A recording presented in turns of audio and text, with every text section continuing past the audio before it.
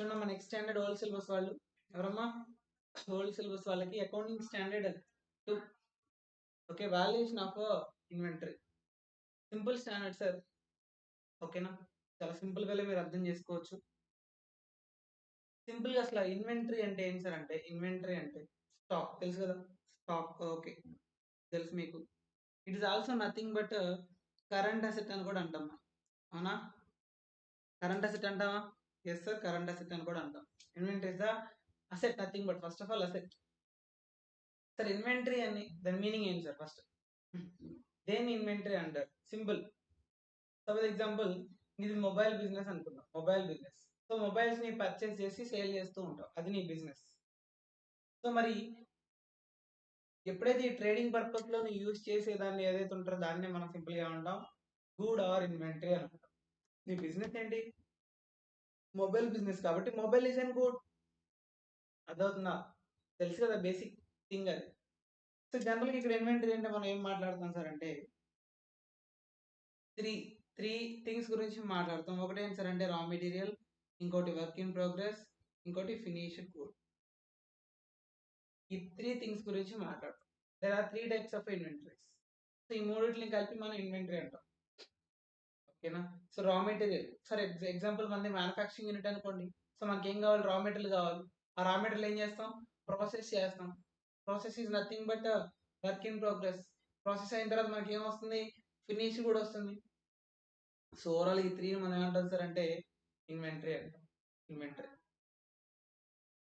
అంటే ఇప్పుడు మన ఆర్డినరీ కోర్స్ ఆఫ్ బిజినెస్ లో మన బిజినెస్ లో ఏదైతే సేల్ పర్పస్ కోసం మనం తెచ్చుకుంటామో సేల్ పర్పస్ కోసం తీసుకొస్తే దాన్ని ఏమంటారు ఇన్వెంటరీ అంటారు అంటే నథింగ్ బట్ సేల్ పర్పస్ కోసం ఏం చేస్తాం మనం ఫినిషర్ గుడ్ ఎగ్జాంపుల్ నాది ట్రేడింగ్ బిజినెస్ కాబట్టి మొబైల్స్ ని పర్చేస్ చేసా దీనికోసం పర్చేస్ చేసా ఫర్ సేల్ పర్పస్ కాబట్టి mobile is an inventory so చూడమ్మా మీనింగ్ చూడండి held for sale in the ordinary course of business it is nothing but finished good ordinary course of business లో ఏం sale చేస్తారు raw material sale చేస్తారా work in progress sale చేస్తారా లేదా finished good sale చేస్తారా ఓకేనా it is nothing but finished good nothing but inventory next use in the process of production process లో use చేస్తారు ఏంటది నథింగ్ బట్ దాన్ని కూడా ఏమంటాం మనం దాన్ని ఏమంటాం work in progress it is also known as inventory next మరి వర్క్ ఇన్ ప్రోగ్రెస్ చేయాలంటే అసలు ఫస్ట్ మీకు ఏం కావాలి రా మెటీరియల్ కావాలి అంటే ఆ ప్రొడక్షన్ కి యూజ్ చేసేది ఏదైతే ఉంటుందో దాన్ని కూడా ఏమంటారు ఇక్కడ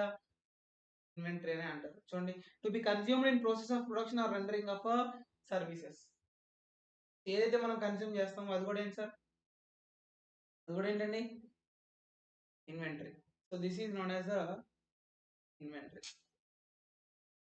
ఓకేనా ఓకేనండి ఇన్వెంటరీ ఇన్వెంటరీ అంటే అర్థమైందా సింపుల్ గా ఏం సార్ రా material work in progress and finished goods simple గా అదే ఇన్వెంటరీ అంటే సో ఎక్కువ మీరు స్ట్రెస్ తీసుకోవాల్సిన అవసరం లేదు next non applicability the stand is not applied to work in progress under construction contract A7 so construction contracts కూడా అక్కడ వర్క్ ఇన్ ప్రోగ్రెస్ ఉంటుంది ఓకే మరి దానికి ఇన్వెంటరీ స్టాండ్ అప్లై చేద్దామంటే లేదు సార్ అప్లై అవ్వదు A7 ఆల్రెడీ స్టాండర్డ్ ఉంది కాబట్టి ఈ స్టాండ్ అప్లై అవ్వదు next work in progress of service providers so nothing కూడా ఏంటి సార్ సర్వీస్ ప్రొవైడర్ సంబంధించి వర్క్ ఇన్ ప్రోగ్రెస్ కూడా స్టాండ్ కి అప్లై అవ్వదు అవ్వదు ఓకేనా next if entity holds shares debentures or financial instruments as a stock in trade shares ని కానీ లేదా డిబెంచర్స్ కానీ ఇవి స్టాక్ ఇన్ ట్రేడ్ లో ఉన్నాయి అంటే వాడి బిజినెస్ ఏంటి షేర్స్ ని పర్చేస్ సేల్ చేయడం ఓకేనా సో వాడి బిజినెస్ అదే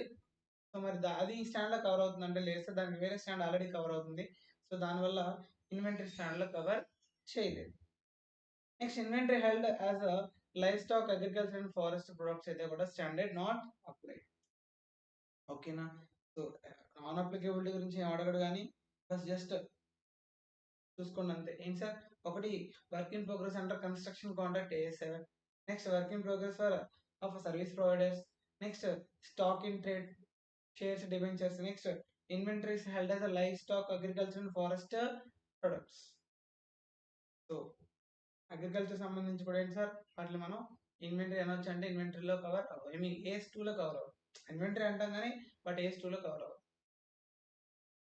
ఓకేనా చదువుతున్నాం అగ్రికల్చర్ ప్రొడక్ట్స్ ని సేల్ చేయడం కానీ ఇవన్నీ ఉంటాయి. సో అవి ఇన్వెంటరీలో స్టాండర్డ్ లో కవర్ చేస్తున్నారు అంటే లేదు సార్, కవర్ చేయట్లేదు. ఓకేనా? సో వాటికి వేరే స్టాండర్డ్స్ ఉన్నాయమ్మా, సో దానివల్ల ఇందులో కవర్ చేయట్లేదు. Non applicability. సరే, జనరల్ గా చూడమ్మా, first measurement of inventory first చూడమ్మా. జనరల్ గా ఇన్వెంటరీని ఎక్కడ వాల్యూ చేస్తారు సార్ అంటే cost or NRV whichever is lower. ఎక్కడ sir? Cost or NRV whichever is lower. ఇది మీకు అందరూ తెలిసిందే.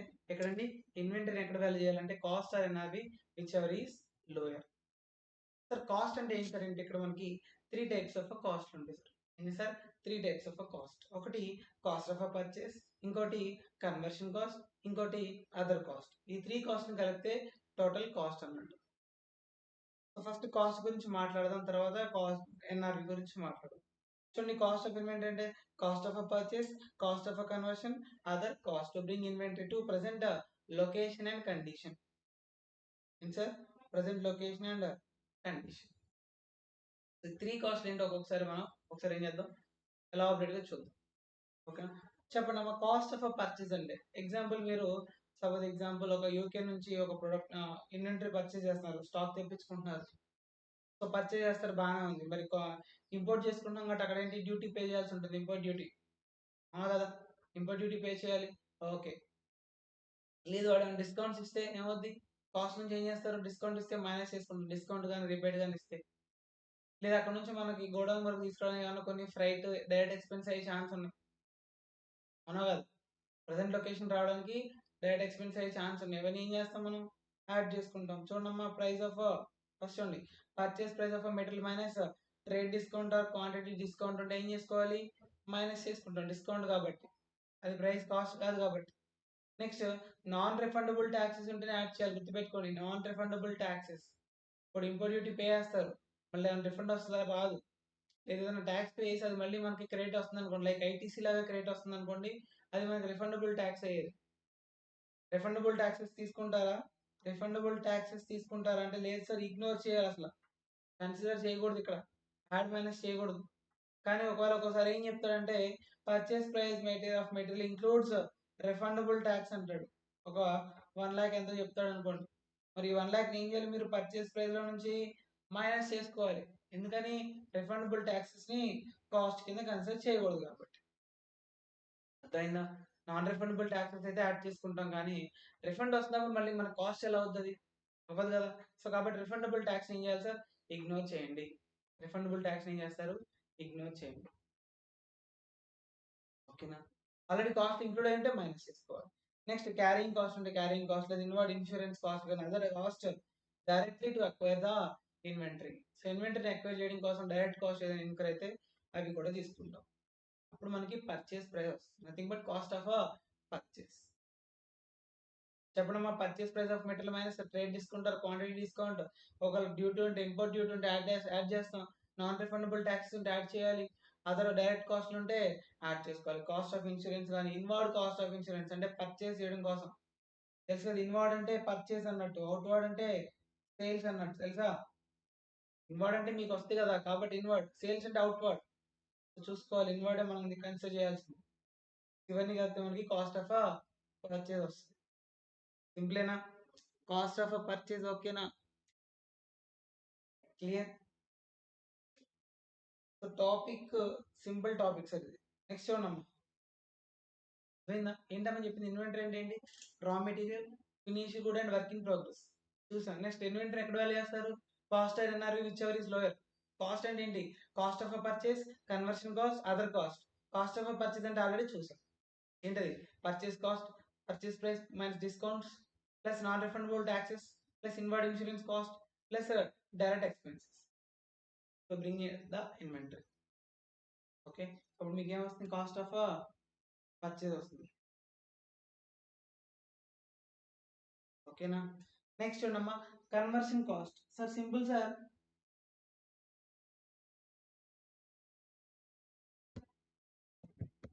చూడమ్మా, కాస్ట్ ఆఫ్ కన్వర్షన్ ఏంటి సార్? సరే చూడండి, cost of conversion simple sir. Cost of conversion అంటే ఏం లేదు సార్, రా మెటీరియల్ ఫినిష్ గా కన్వర్ట్ అవ్వడం కోసం అయ్యేటువంటి కాస్ట్ ని సింపుల్ గా కాస్ట్ ఆఫ్ కన్వర్షన్ అంటారు. ఓకేనా, కాస్ట్ ఆఫ్ కన్వర్షన్. అయితే ఇక్కడ మనకి ఓవర్ హెడ్స్ ఉంటాయి sir, 2 types of overheads ఉంటాయి. ఏంటి సార్ అంటే ఈ కన్వర్షన్ కేసులో ఒకటి fixed overheads and variable overheads. ఏంటి sir, fixed overheads and variable overheads. ఓకేనా, ఫిక్స్డ్ ఓవర్ హెడ్స్ అంటే ఏంటి సార్ అంటే సింపుల్, ఫిక్స్డ్ ఓవర్ హెడ్స్ ని ఇప్పుడు మనం ఏంటంటే ఈ ఓవర్ హెడ్స్ ని అలొకేట్ చేయాలి. ఏం చేయాలి సార్, అలొకేట్ చేయాలి. మన కెపాసిటీకి ఏం చేయాలి సార్, అలొకేట్ చేయాలి. మరి ఏ బేసిస్ పైన చేయాలి అనేది ఇక్కడ క్వశ్చన్. మీకు అర్థమవుతుందా? ఫిక్స్డ్ కాస్ట్ అంటే ఏంటి సార్, జనరల్ గా ఫిక్స్డ్ కాస్ట్ అంటే ఆబ్వియస్లీ ఫిక్స్డ్ గా ఉంటుంది, అవునా కదా? అంటే ఏం చేయాలి, అంటే change in volume of output తో సంబంధం ఉంటుంది ఆ ఫిక్స్డ్ కాస్ట్ కి. ఎగ్జాంపుల్ సార్, క్లాస్ లో 100 మెంబర్స్ ఉన్నారు. ఓకే, 100 మెంబర్స్ ఒక రూమ్ తీసుకున్నాం మనం. ఓకే, ఒక రూమ్ కి రెంట్ ఒక 1 lakh పే చేయాలి ఫిక్స్డ్ కాస్ట్ జనరల్ గా, అవునా కదా? 50 మంది ఒక 10 మెంబర్స్ వచ్చినా కూడా 1 lakh రెంట్ అయితే పే చేయాల్సింది. తెలిసిందే కదా ఫిక్స్డ్ కాస్ట్ అంటే మీకు. సో అంటే స్ట్రెంత్ ఎంత ఉన్నా కూడా నేను ఇంటికి రావాల్సిందే 1 lakh, అవునా కదా? మరి 200 మెంబర్స్ వస్తే ఈ రూమ్ సరిపోద్దా, సరిపోద్ది. అప్పుడు నేను ఇంకొక రూమ్ తీసుకోవాలి. అప్పుడు ఫిక్స్డ్ కాస్ట్ కూడా పెరిగే ఛాన్స్ ఉందా లేదా?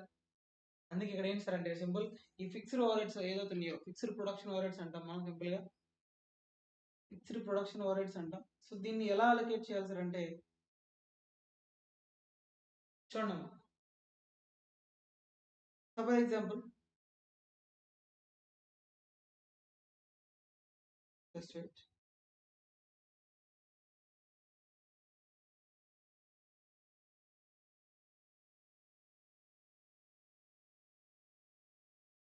చూడండి, ఒక మిషన్ యొక్క నార్మల్ కెపాసిటీ వచ్చి ఒక 1 lakh యూనిట్స్ అనుకోండి. ఎంతమ్మా, 1 lakh యూనిట్స్. నార్మల్ గా 1 lakh యూనిట్స్ ని ప్రొడ్యూస్ చేయగలదు. బట్ యాక్చువల్ కెపాసిటీ వచ్చి ఒక 80,000 యూనిట్స్ అనుకోండి. యాక్చువల్ కెపాసిటీ ఎంత, 80,000 యూనిట్స్. ఓకేనా? సో అయితే ఏంటి సార్ అంటే, ఇప్పుడు మరి ఈ ఫిక్స్డ్ ఓవర్ హెడ్స్ ఏవైతే ఉన్నాయో ఫిక్స్డ్ ఓవర్ హెడ్స్ ని ఏ బేసిస్ పైన అలొకేట్ చేయాలి అనేది క్వశ్చన్ ఇక్కడ. ఏ బేసిస్ పైన అలొకేట్ చేయాలి, నార్మల్ కెపాసిటీ యాక్చువల్ కెపాసిటీ అనేది question. Simple sir, normal capacity or actual capacity whichever is higher, గుర్తుపెట్టుకోండి సింపుల్ గా. ఏంటమ్మా, normal capacity or actual capacity whichever is higher, ఏది ఎక్కువ ఉంటే తీసుకోవాలి, దాని బేసిస్ పైన అలొకేట్ చేసుకోవాలి. ఇది ఫిక్స్డ్ అయితే. మరి వేరియబుల్ అయితే, always actual capacity, but fixed over అయితే మాత్రం విచ్ ఎవర్ ఈజ్ హయ్యర్ తీసుకోవాలి. చెప్పాను కదా, రూమ్ లో 100 మెంబర్స్ ఉన్నా, రూమ్ లో 10 మెంబర్స్ ఉన్నా ఫిక్స్డ్ కాస్ట్ సేమ్ ఉంటుంది. మరి 120 ఉంటే ఇంకొక ఎక్స్ట్రా రూమ్ కావాలి కదా, అంటే నార్మల్ కెపాసిటీ ఏమవుతుంది అప్పుడు, పెరుగుతుందా లేదా? పెరుగుతుంది కాబట్టి యాక్చువల్ తీసుకోవాలి. అందుకే ఏం చెప్పాను సింపుల్ గా ఏం చెప్పాము, ఫిక్స్డ్ ప్రొడక్షన్ ఓవర్హెడ్స్ ఏ బేస్ అమ్మా, whichever is higher, normal capacity actual capacity whichever is higher తీసుకోండి సరిపోతుంది. అదే వేరియబుల్ అయితే కనుక యాక్చువల్ కెపాసిటీ బేసిస్. ఓకేనా, clear sir? Actual capacity, sorry, fixed overheads, variable overheads ఏ బేస్ అమ్మా, actual or normal whichever is higher, ఇదైతే only actual. సరేనా, ఇది సింపుల్. క్లియరా, క్లారిటీ ఉందమ్మా? ఓకే, నెక్స్ట్ చూడండి, కాస్ట్ ఆఫ్ ఇన్వెంటరీ ఎక్స్క్లూడ్స్, అంటే కొన్ని కాస్ట్ ని కాస్ట్ ఆఫ్ ఇన్వెంటరీ ఇంక్లూడ్ చేయకూడదు. ఇది కూడా ఒకసారి వచ్చిందమ్మా 4 మార్క్స్ కి. What are those cost which are not include in the cost of inventory. ఏం సార్ అంటే ఎన్ని సార్, మొత్తం 5 కాస్ట్ సార్, గుర్తుపెట్టుకోండి మొత్తం 5 ఉంటాయి. ఒకటి abnormal amount of waste material, next ఏం సార్ అంటే selling and distribution overheads, next administrative overheads, next storage cost, next ఏం సార్ అంటే last one interest and other borrowing cost. చెప్పండి, రిపీట్ చేయండి ఒకసారి, డిస్కస్ చేద్దాం. ఫస్ట్ ఏంటమ్మా, abnormal amount of waste material, labour or other production cost, wastage అనమాట, nothing but. So దీన్ని మనం కాస్ట్ ఇంక్లూడ్ చేయొచ్చు అంటే లేదు సార్, చేయకూడదు. నెక్స్ట్ స్టోరేజ్ కాస్ట్ ఇంక్లూడ్ చేయకూడదు అంటే సార్ కొన్ని కేసెస్ లో చేస్తారు, కొన్ని కేసెస్ లో చేయరు. ఎప్పుడు చేస్తారు సార్ అంటే ఆ స్టోరేజ్ కాస్ట్ అనేది దానికి కంపల్సరీ అనుకోండి, మ్యాండటరీ అనుకోండి, ఫర్దర్ ప్రొడక్షన్కి వెళ్ళాలి అంటే డెఫినెట్లీ దానికి స్టోరేజ్ అవసరం అనుకోండి, అప్పుడు ఇంక్లూడ్ చేస్తారు. అనవసరంగా స్టోరేజ్లో పెట్టేసి స్టోరేజ్ కాస్ట్ అయిందని చెప్తే మాత్రం ఇంక్లూడ్ చేయకూడదు. చూడండి, storage cost unless the production process requires such production. అంటే ఆ ప్రొడక్షన్ ప్రాసెస్కి అది అవసరం అనుకోండి, నెసెసరీ అనుకోండి. నెసెసరీ ఏంటమ్మా, అవసరం అయితే కనుక అప్పుడు మాత్రమే యాడ్ చేయాలి, అదర్వైజ్ ఇంక్లూడ్ చేయకూడదు. ఇది దాని మీనింగ్. ఓకేనా. Next, administrative over heads which do not contribute to the bringing inventory to present location. Administrative over heads అనేది ప్రజెంట్ లొకేషన్కి తీసుకురావడానికి ఎటువంటి ఐ మీన్ ఏ విధంగా కూడా హెల్ప్ అవ్వట్లేదు. అడ్మినిస్ట్రేటివ్ ఓవర్ హెడ్స్కి అది ప్రజెంట్ లొకేషన్ రావడానికి ఎటువంటి సంబంధం లేదు అనుకోండి, ఇంక్లూడ్ చేయకూడదు. Selling and distribution overheads include చేయకూడదు. Next, interest and other borrowing cost, nothing but దీన్ని మనం ఫైనాన్స్ కాస్ట్ అని కూడా అంటాం. ఈ కాస్ట్ని మీరు కాస్ట్ ఆఫ్ ఇన్వెంటరీలో ఇంక్లూడ్ చేయొచ్చా సార్ అంటే చేయకూడదు అని చెప్తాం.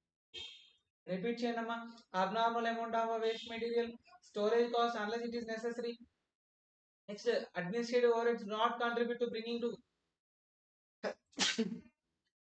sorry amma, bringing to current location. Next, selling and distribution overheads and finance cost. Finance cost is nothing but interest and borrowing cost. Okay na, clear sir? Amma Karthik, okay na amma. So cost of inventory excludes kuda అయిపోయింది. Next ఏం sir అంటే allocation of cost of joint products. Joint products అంటే suppose example చూద్దాం.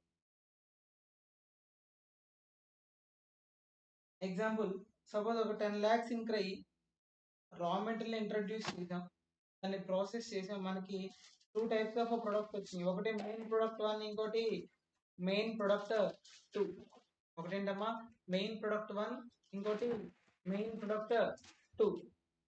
క్లియరా? అయితే ఇప్పుడు ఏం sir అంటే సపోజ్ ఎగ్జాంపుల్ 10 lakhs ఇంక్రై, దీన్ని కాస్ట్ ఆఫ్ కన్వర్షన్ అంటారు. కన్వర్ట్ చేయడం కోసం 10 lakhs కాస్ట్ ఇంక్రై అయ్యాం. ఏంటమ్మా, రా మెటీరియల్ కొనడానికి కాదు, అది ప్రాసెస్ చేయడానికి టోటల్గా 10 lakhs ఎక్స్పెన్స్ అయింది, ఖర్చు అయింది మనకి. మరి 10 lakhs లో మెయిన్ ప్రొడక్ట్ 1 వచ్చింది, 2 వచ్చింది. మరి దేనికి ఎంత కాస్ట్ ఎలా తెలిసింది అంటే simple, rational and consistent basis అంటాడు. అంటే ఎలా అంటే సపోజ్ ఎగ్జాంపుల్ దీని యొక్క 100 యూనిట్స్ వచ్చినాయి, దీని యొక్క 200 యూనిట్స్ వచ్చినాయి అనుకోండి. మెయిన్ ప్రొడక్ట్ 1 ఏమో 100 యూనిట్స్ ప్రొడ్యూస్ చేసింది, మెయిన్ ప్రొడక్ట్ 2 ఏమో 200 యూనిట్స్ వచ్చినాయి. ఇప్పుడు ఏం చేయమంటారు అంటే ఆ 10 lakhs ని ఈ 100:200 రేషియోలో అపోర్షన్ చేసేయమంటాడు. అంటే 1:2 ratio. So 10 lakhs into 1/3, 10 lakhs into 2/3. ఎంతైతే వస్తుంది మనకి దాని యొక్క కాస్ట్. దేని కాస్ట్? ఈ మెయిన్ ప్రొడక్ట్ 1 యొక్క కాస్ట్, ఇదేమో మెయిన్ ప్రొడక్ట్ 2 యొక్క కాస్ట్. ఇంకా అర్థమైందా? ఇది టోటల్ కాస్ట్ అండి. ఈ టోటల్ కాస్ట్ ఇప్పుడు మనం అపోర్షన్ చేసాం. ఏ బేసిస్ పైన చేసామంటే రేషనల్ అండ్ కన్సిస్టెంట్ బేసిస్, అంటే రీజనబుల్ బేసిస్. సో ఆబ్వియస్లీ ఏ బేసిస్ పైన చేస్తాం జనరల్ గా units basis. It's clear? So the total cost should be allocated between the products on rational and consistent basis. Clear? Next, allocation of a cost of a byproduct. Sir, byproduct and ఏం లేదు sir. Example same sir, conversion cost 10 lakhs incur అయ్యాను. Example sugar cane అనుకోండి, sugar cane introduce చేస్తే ఏమొస్తుందమ్మా? So sugar cane introduce చేసినప్పుడు మనకి ఏమొచ్చిందమ్మా? Sugar వచ్చింది, మొలాసిస్ వచ్చింది అనుకోండి. So here sugar is the main product, molasses is the by product. అంతేనా? Sugar is the main product, molasses is the by product. ఇప్పుడు మరి ఈ షుగర్ యొక్క కాస్ట్ ఎలా ఫైండ్ అవుట్ చేస్తారు సార్ అంటే సింపుల్ సార్, ఈ బై ప్రొడక్ట్ ఏదైతే ఉందో దీన్ని జనరల్గా ఎక్కడ వాల్యూ చేస్తారు సార్ అంటే ఇది స్క్రాప్ లాగా కాబట్టి ఎన్ఆర్వి దగ్గర వాల్యూ చేస్తారు ఎప్పుడు కూడా. ఎక్కడ sir? NRV, net reliable value వాడేస్తాడు. సపోజ్ ఎగ్జాంపుల్ ఒక 1 lakh అనుకో. సో టోటల్ కాస్ట్ ఎంత అయింది? 10 lakhs అయింది. మొలాసిస్ యొక్క కాస్ట్ ఎంత? 1 lakh. సో మిగిలింది ఎంత? 9 lakhs. Here such 9 lakhs is known as cost of a main product. ఈ 10 lakhs అనేది టోటల్ రెండింటికి కలిపి. కాకపోతే ఏంటి, బై ప్రొడక్ట్ యొక్క ఎన్ఆర్వి మనకు ఆల్రెడీ తెలుసు, మిగిలిన కాస్ట్ అంతా ఏమవుద్ది? Cost of a main product. 10 lakhs నుంచి దీని యొక్క ఎన్ఆర్వి మైనస్ చేస్తే మనకి ఏమొస్తుంది? Cost of a main product. చూడమ్మా, cost of a both products minus NRV of a by product, అప్పుడు ఏమొస్తుంది? Cost of a main product. ఇదే మనం మాట్లాడేది. క్లియర్? చదువుతుందమ్మా? ఓకేనా?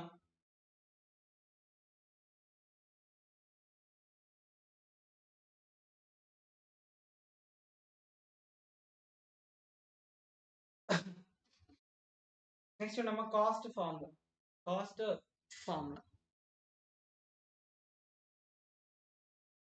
ఏంటి సార్ ఈ కాస్ట్ ఫార్ములా అంటే సింపుల్ మనకి డిఫరెంట్ మెథడ్స్ ఉన్నాయి అనమాట ఇన్వెంటరీ వాల్యూ ఇవ్వడానికి. చూడండి, inventory items are interchangeable. Yes no? Yes అయితే specific identification cost method follow అవుతారు. నో అయితే FIFO or weighted average follow అవుతారు. స్పెసిఫిక్ ఐడెంటిఫికేషన్ అంటే ఏంటంటే మనం ఐడెంటిఫై చేయగలగాలి పర్టికులర్గా. ఐడెంటిఫై చేయలేకపోతే, ఎగ్జాంపుల్ మీరు ఒక బిల్డింగ్ కన్స్ట్రక్ట్ చేస్తున్నారు. ఓకే, ఫస్ట్ సెట్ ఆఫ్ ఒక ట్రక్ బ్రిక్స్ వచ్చినాయి, ఒక ట్రక్లో బ్రిక్స్ వచ్చినాయి, ఒక చోట పెట్టేసి మళ్ళీ వెళ్ళొచ్చింది అది. ఇప్పుడు మళ్ళీ ఏంటి, బ్రిక్స్ అన్ని ఒక చోట పెట్టాం, అన్ని కలిపేసాం. మనకి ఇప్పుడు ఐడెంటిఫై చేయగలుగుతాం పర్టికులర్గా సపరేట్గా దీని ప్రైస్ వేరు దీని ప్రైస్ వేరు అనుకోండి, ఫస్ట్ ట్రక్ వేరు సెకండ్ ట్రక్ వేరు అనుకుందాం. ఒక అన్ని సిమిలర్గానే ఉన్నాయి అనుకోండి, ఐడెంటిఫై చేయగలుగుతాం, చేయలేం. ఓకే, ఒకవేళ చేయగలిగితేనే specific identification method cost method follow అవ్వాలి. ఎగ్జాంపుల్ లిఫ్ట్స్ ఉంటాయి. సో లిఫ్ట్ ప్రాజెక్ట్స్ ఉంటాయి కదా, బిల్డింగ్ లో లిఫ్ట్ వేస్తారు. ఆబ్వియస్లీ దీనికి సంబంధించి మనం ఏవైతే వర్క్ ఉందో దాన్ని ఐడెంటిఫై చేయొచ్చు, అవునా కదా? సో ఐడెంటిఫై చేయగలిగితే దానికి స్పెసిఫిక్ ఐడెంటిఫికేషన్ మెథడ్ ఫాలో అవ్వచ్చు. ఐడెంటిఫై చేయలేకపోతే మాత్రం ఫిఫో ఆర్ వెయిటెడ్ యావరేజ్. ఓకేనా, క్లియరా? ఎగ్జాంపుల్ మీరు షాప్కి వెళ్ళారు, ఆయిల్ ప్యాకెట్ ఏమన్నారు, వాళ్ళు అన్ని ఒక లైన్లో ఒక బాక్స్ లో పెట్టుకుంటారు. రీసెంట్గా వచ్చినాయి అది లేట్ పాత ఏమో పైన పెట్టుకుంటారు, మిగిలిన కింద పెట్టుకుంటారు జనరల్గా అయితే, అవునా? సో పాత ప్యాకెట్ మీకు ఇస్తారు. ఫ్రెష్గా వచ్చినాయి ఏంటి, టైం ఉంటుంది కాబట్టి దాన్ని ఉంచుకుంటారు. పాత ఫస్ట్ మీకు ఇచ్చేస్తారు లేదా? అక్కడ ఏ ప్యాకెట్ ఏంటని వాళ్ళు ఐడెంటిఫై చేయలేరు అక్కడ, అవునా కాదు? ఏదైనా ఒకటే వాళ్ళు ఇచ్చేది. ఐడెంటిఫై చేయడం అంటే మీకు అర్థమవుతుందా? ఇప్పుడు అక్కడ నెంబర్ ఆఫ్ ఆయిల్ ప్యాకెట్స్ ఉన్నాయి, ఏదో ఆయిల్ ప్యాకెట్ తీసి ఇచ్చేస్తారు మీకు, అంతేగాని వాళ్ళు ఎందుకని అన్ని ఒకే బాక్స్లే కాబట్టి ఐడెంటిఫై చేయడానికి ఏం లేదా, అంతా సేమే. ఓకేనా, సో కాబట్టి జనరల్గా ఏంటంటే అక్కడ మన వాళ్ళు ఏం ఫాలో అవుతారమ్మా, FIFO or weighted average method follow అవుతారు. ఓకేనా, అర్థమవుతుందా? జనరల్గా లిఫో అనే మెథడ్ ఉండేది కానీ తీస్తారు. ఇప్పుడు లిఫో అనే మెథడ్ ఫాలో అవుతుంది. Last in first out. FIFO అంటే ఫస్ట్ ఇన్ ఫస్ట్ అవుట్. ఇప్పుడు ఫస్ట్ వచ్చి ఫస్ట్ పంపించేసేయాలి బయటకి, ఫస్ట్ వచ్చి ఫస్ట్ సేల్ చేసుకోవాలి, లేటెస్ట్గా వచ్చి తర్వాత సేల్ చేసుకోవాలి. అదే కదా జనరల్గా ఎవరైనా ఫాలో అయ్యేది. సో అదనమాట స్పెసిఫిక్ ఐడెంటిఫికేషన్ కనుక చేయగలిగితే specific identification method, otherwise FIFO or weighted average. So పైవి ఏ మెథడ్స్ ఫాలో అవ్వలేనప్పుడు జనరల్గా ఏం ఫాలో అవుతారు సార్ అంటే standard cost or retail price method. ఇక్కడ internal standard cost or retail price method follow అవుతారు. రీటైల్ ప్రైస్ మెథడ్ అంటే జనరల్గా మన రత్నదీప్, విజేత ఇలాంటి స్టోర్స్ ఉన్నాయి కదా, ఓకేనా? సో ఇలాంటి వాటిలో జనరల్గా వాళ్ళు ఫాలో అయ్యేది ఏంటి సార్ అంటే రీటైల్ ప్రైస్ మెథడ్ ఫాలో అవుతారు. రీటైల్ ప్రైస్ మెథడ్ జనరల్గా ఫాలో అవుతారు. ఓకేనా, స్టాండర్డ్ కాస్ట్ మెథడ్ అంటే ఏంటి సార్ అంటే యాక్చువల్స్ కి నియర్లీ ఉంటుంది అనమాట, యాక్చువల్ అమౌంట్స్ కి నియర్లీ ఉంటుంది. స్టాండర్డ్ అంటే ఎస్టిమేట్ అన్నట్టు, బడ్జెట్. అర్థమవుతుందా? So approximately nears to actuals ఉంటే దానికి స్టాండర్డ్ కాస్ట్ మెథడ్ ఫాలో అవుతారు. రీటైల్ ప్రైస్ మెథడ్ అంటే ఏం లేదు, దానికి సెల్లింగ్ ప్రైస్ తెలుస్తుంది, దాని నుంచి ప్రాఫిట్ మార్జిన్ మైనస్ చేస్తారు, అప్పుడు వాళ్ళకి కాస్ట్ ఎంతో తెలుస్తుంది. ఏంటమ్మా, సెల్లింగ్ ప్రైస్ నుంచి ప్రాఫిట్ మార్జిన్ మైనస్ చేస్తారు, అప్పుడు మనకి కాస్ట్ ఎంతో తెలుస్తుంది. ఎగ్జాంపుల్ మీరు 3 pints 1000 రూపీస్ అంటారు, చూసారు ఎక్కడ 3 pints 1000 రూపీస్ అన్నప్పుడు ఏంటమ్మా వాళ్ళు 1000 రూపీస్ సెల్లింగ్ ప్రైస్, దాని నుంచి సెల్లింగ్ ప్రైస్ మార్జిన్ మైనస్ చేస్తారు, అప్పుడు ఏమొస్తుంది, కాస్ట్ వస్తుంది. అంతేనా కాదు? అర్థమవుతుందా? So this is the answer, అది రీటైల్ ప్రైస్ మెథడ్. అవసరం లేదు మీకు, రిపీట్ చేయడమ్మా. ఫస్ట్ ఇన్వెంటరీ అంటే raw material, work in progress, finished good. Next ఏంటమ్మా, ఇన్వెంటరీ ఎక్కడ వాల్యూ చేస్తారు, cost or NRV which or is lower. Cost అంటే ఏంటమ్మా, కాస్ట్ అంటే ఏంటి, 3 కాస్ట్లు, cost of purchase, conversion cost, other cost. Cost of purchase అంటే purchase price plus minus discounts plus non refundable taxes minus plus other cost, nothing but direct expenses. అప్పుడు మనకి cost of purchase వస్తుంది. Next conversion cost అంటే cost include for conversion of raw material into finished good is known as conversion cost. Clear. Next ఏం sir అంటే finished overheads and fixed overheads and variable overheads. Fixed overheads based on normal or actual, whichever is higher. Actual. Next variable overheads based on actual capacity basis. Next ఏం sir cost of inventory excludes ఏంటమ్మా abnormal amount of waste material. Next storage cost if not necessary. Next administrative and selling distribution and overheads. Administrative overheads and selling and distribution overheads. Next interest and borrowing cost. Those are the costs excluded from the cost of a inventory. Next ఏం sir cost of joint products. Nothing but joint products ఎలా వస్తామా rational and consistent basis పైన allocate చేయాలి. total cost of a conversion allocated between a rational and consistent basis. అదే joint products and by products అయితే రెండమ్మా cost of total conversion cost minus by product NRV of by product minus చేసుకోవాలి. అప్పుడు మనకి cost of main product వస్తుంది. అంతేనా? క్లియరా? ఇంకా ఉన్నాయమ్మా లాస్ట్ ఏంటమ్మా cost formula. So specific identify చేయగలిగితే specific identification method, otherwise before weighted average. ఇవేమి ఫాలో పాసిబుల్ అవ్వకపోతే standard cost method or last ఏంటమ్మా రిటైల్ ప్రైస్ మెథడ్. క్లియర్? ఇంతే సార్ థియరీ, ఇంతకు మించి ఏమి ఉండదు. సో ఎక్కువ ఎక్స్పెక్ట్ చేయకండి. ఎక్స్పెక్ట్ చేయడానికి కాదు, అక్కడ ఏం లేదు అసలు, సింపుల్ స్టాండర్డ్ అది. ఓకేనా? కొంతమంది ఏం సార్ ఎంత సింపుల్గా అయిపోతుంది అన్న డౌట్లు కూడా వస్తున్నాయి అంట. సింపుల్గా చెప్తున్నాం కాబట్టి సింపుల్గానే అయిపోతుంది అంతే.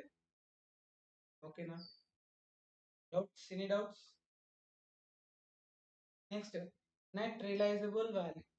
ఇది very very important for examination point of view. Net realisable value. Net realisable value అంటే ఏంటి సార్ అంటే చూడమ్మా, estimated selling price in the ordinary course of business. Estimated selling price తీసుకోవాలి minus further cost of completion. Estimated further cost of completion. ఈ point అనేది only work in progress కేసులో మాత్రమే వస్తుంది. ఈ point only work in progress కేసులో మాత్రమే వస్తుంది. ఎందుకని? ఫర్దర్ కాస్ట్ ఆఫ్ కంప్లీషన్ అంటే ఇంకా ప్రొడక్ట్ కంప్లీట్ అవ్వాల, మిడిల్ ఆఫ్ ద ప్రొడక్షన్ లో ఉంది, ఇంకా ప్రొడక్ట్ అనేది ఇంకా కంప్లీట్ అవ్వలేదు. సో మరి ఫర్దర్ కాస్ట్ ఏమన్నా కాస్ట్ అయ్యే ఛాన్స్ ఉంటుంది కదా, అది దాన్ని ఏం చేసుకోవాలి మీరు మైనస్ చేసుకోవాలి. సెల్లింగ్ ప్రైస్ నుంచి estimate further cost minus sale minus ఇంకోటి ఏంటమ్మా estimate cost necessary to make sale.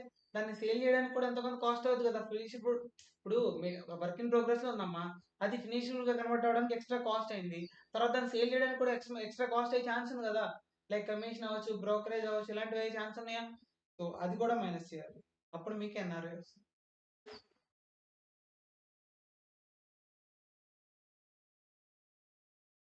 చూడమ్మా, NRV in case of finish good, NRV in case of work in progress. Examination point of very very important. Last time కూడా వచ్చింది అంతకుముందు. ఓకేనా?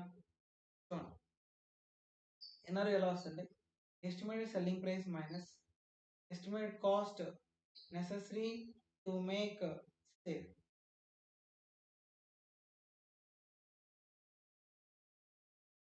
So దీన్ని ఏమంటారంటే NRV అంటారు. ఏంటమ్మా సెల్లింగ్ ప్రైస్ ఎస్టిమేట్ చేస్తారు, estimate selling price minus estimated cost necessary to make sale, అప్పుడు ఏమొస్తుంది NRV. Next work in progress. Work in progress ఏం సార్ అంటే estimate selling price minus work in progress ఉందని ఇంకా కంప్లీట్ అవ్వలేదు కదా, మరి కంప్లీట్ అవ్వడానికి కూడా కాస్ట్ అవుద్దా. సో అందుకే estimated further cost of completion. దీనిపైన బిట్ వచ్చింది లాస్ట్ టైం కూడా అంత ముందు. మైనస్ ఇప్పుడు ప్రొడక్ట్ అనేది రెడీ అయింది, తర్వాత ఏం చేయాలి, సేల్ చేయాలి, దాని కాస్ట్ అవుద్దా. So estimated cost necessary to make sale. This is known as NR. అర్థమైందా? క్వశ్చన్ లో మీకు కాస్ట్ ఇస్తాడు, ఇది కూడా కాస్ట్ ఎంతో కొంత ఇస్తాడు, మీరేం తీసుకోవాలి, cost or NR whichever is lower తీసుకోవాలి. గుర్తుపెట్టుకోండి అమ్మా, ఎన్ఆర్వి ఫైనల్ తీసారు బాగానే ఉంది, ఎన్ఆర్వి ఆన్సర్ కాదు అక్కడ, విచ్ ఎవర్ ఈజ్ లోయర్ తీసుకోవాలి. అర్థమవుతుందా? చెప్పండి అమ్మా, ఫినిష్ గుడ్ కేసులో ఎన్ఆర్వి ఎలా వస్తుంది, estimated selling price minus estimated cost necessary to make sale. Work in progress అయితే రాసుకున్నాం మీరు, estimate selling price minus estimated further cost of completion minus estimated cost necessary to make sale. అంటే ఏముంటాయి అమ్మా, commission, brokerage అలాంటివి. ఓకేనా? Clear? ఇది note చేసుకోండి. నెక్స్ట్ ఇక్కడ ఫినిష్ గుడ్ కి గుర్తుపెట్టుకోండి, కాస్ట్ ఇస్తాడు, ఎన్ఆర్వి ఇస్తాడు, ఏది తీసుకోవాలి, విచ్ ఎవర్ ఈస్ లోయర్ తీసుకోవాలి, గుర్తుపెట్టుకోండి, విచ్ ఎవర్ ఈస్ లోయర్ తీసుకోవాలి. ఎగ్జాంపుల్ ఫినిష్ గుడ్ యొక్క కాస్ట్ ఒక 10 lakhs ఉంది, ఎన్ఆర్వి 9 lakhs ఉంది అనుకోండి. ఎన్ఆర్వి 9 lakhs, ఏం తీసుకుంటారు, 9 lakhs తీసుకోవాలి. బాగానే ఉంది. వాడు ఏమంటాడంటే, సార్ మీరు వర్క్ ఇన్ ప్రోగ్రెస్ కి బాగానే చెప్పారు, నెక్స్ట్ ఫినిష్ గుడ్ కి బాగానే చెప్పారు, కానీ మరి రా మెటీరియల్ ఏం చేసింది సార్, పాపం అదేం పాపం చేస్తుంది, అదేం పాపం చేసుకోలేదు సార్, అది రా మెటీరియల్ అవడం ఒక పాపం. చూడండి, అలా ఏం లేదు, simple.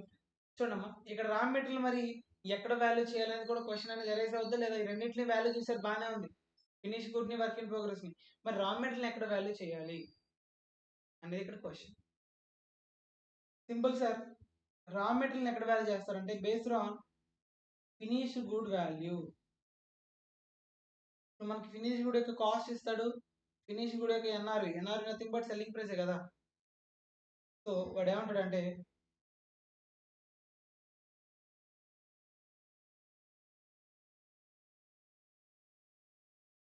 sold at or above cost, sold below cost. ఈ రెండు చూసుకోవాలి. సోల్డ్ అంటే సేల్ చేయడం అని కాదు, nothing but NRV, selling price అంటే ఏంటంటే ఇక్కడ సోల్డ్ అంటే ఇక్కడ ఏంటి, ఎన్ఆర్వి చూసుకోవాలి. అంటే దాని యొక్క కాస్ట్ ఎన్ఆర్వి రెండు చెక్ చేసుకోవాలి.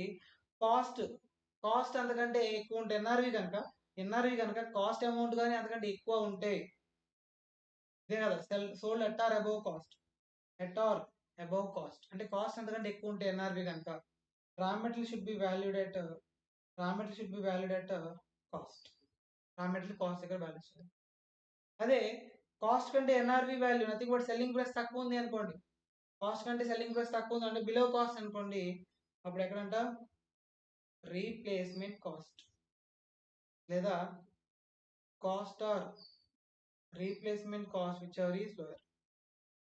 అంటే cost or replacement cost whichever is lower. Obviously ఇదే తక్కువ ఉంటుంది రీప్లేస్మెంట్ కాస్ట్, అందుకే అది చెప్తాం మనం. Cost or replacement cost whichever is lower. ఎప్పుడు సరే అది ఫినిష్ గుడ్ కనుక సెల్లింగ్ ప్రైస్ కంటే తక్కువ ఉంటాయి, దానికి కాస్ట్ ఎన్ఆర్వి కనుక సెల్లింగ్ ప్రైస్ కాస్ట్ కంటే తక్కువ ఉంటాయి. ఓకే, నెక్స్ట్ వన్ క్లియర్ గా, if the finished good sold at or above cost, nothing but finished good NRV is at or above cost, then the raw material should be valued at a cost. If the finished good NRV is less than cost, then the raw material should be valued at replacement cost. Ultimate గా inventory చెప్పాలి కదా, మీరు inventory అంటే ఏం చెప్పాలి, మళ్ళీ raw material చెప్పాలి, work in progress value చెప్పాలి, ఫినిష్ గుడ్ వాల్యూ చెప్పాలి, మూడు కలిపితేనే టోటల్ ఇన్వెంటరీ పెట్టుకోండి. రా మెటీరియల్ ఎక్కడొక్కడ వాల్యూ చేస్తారు, వర్క్ ఇన్ ప్రోగ్రెస్ కూడా తెలిసిపోద్ది ఎంతో కొంత వాల్యూ, ఫినిష్ కూడా తీసుకోవాలి, ఏ వాల్యూ తీసుకోవాలి, విచ్ ఈస్ లోయర్ తీసుకుంటారు, అంతేనా. అప్పుడు అన్ని టోటల్ చేస్తే నీకు ఏమొస్తామా, ఇన్వెంటరీ యొక్క వాల్యూ అనేది వస్తుంది. ఇది వాడు ఇచ్చినటువంటి క్వశ్చన్. మీకు అర్థమైందా, క్లారిటీ ఉందమ్మా, ఓకేనా. సో అంటే ఇందులో చెప్పడానికి అయితే ఏమీ లేదు. లాస్ట్ ఆన్సర్ అంటే disclosures. Simple sir, accounting policies adopt, ఏమే అకౌంటింగ్ పాలసీస్ మీరు అడాప్ట్ చేస్తున్నారు అంటే, ఏ మెథడ్ ఆఫ్ ఇన్వెంటరీ ఫాలో అవుతున్నారు, దాని క్యారింగ్ అమౌంట్ ఏంటి, next and its classification appropriate to enterprise, అది ప్రాపర్గా ఉందా లేదా ఏంటని జస్ట్ డిస్క్లోజ్ చేయమన్నాడు అంతే, ఏం అవసరం లేదు. క్లియరా, అర్థమైందమ్మా. ఇది అకౌంటింగ్ స్టాండర్డ్ 2 యొక్క theory. Questions already discuss upload చేసాం. ఓకేనా, థ్యాంక్ యూ సో మచ్.